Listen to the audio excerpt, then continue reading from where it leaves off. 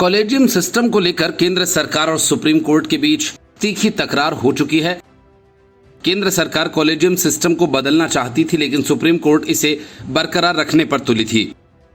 आखिरकार केंद्र सरकार ने इस मामले पर अपने पैर पीछे खींच लिए, लेकिन अब पूर्व जजेस और न्यायविदों ने इस कॉलेजियम सिस्टम पर सवाल खड़े कर सुप्रीम कोर्ट को घेरा है।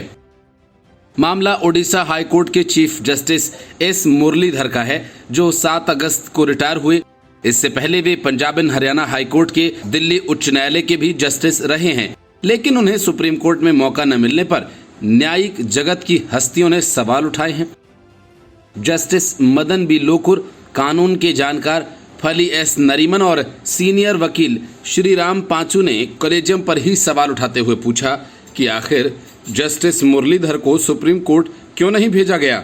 यदि उन्हें उच्चतम न्यायालय में प्रमोट किया गया होता तो उनकी रिटायरमेंट उम्र 7 अगस्त 2026 हो जाती। तीनों न्यायविदों ने एक आर्टिकल के जरिए कॉलेजियम के फैसले पर सवाल उठाए हैं। इस आर्टिकल में लिखा है कि सुप्रीम कोर्ट में एक वकील के तौर पर जस्टिस मुरलीधर का शानदार करियर था।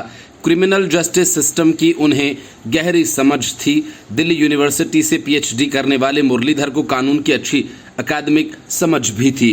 वह कई अहम मामलों के वकील भी रहे थे, जैसे टीएस सेशन के दौर में उन्होंने चुनाव आयोग की तरफ से दलीलें दी थी। इसके अलावा विधि आयोग के भी वे सदस्य थे। वे 2006 से सन 2020 तक दिल्ली हाई कोर्ट में जज थे।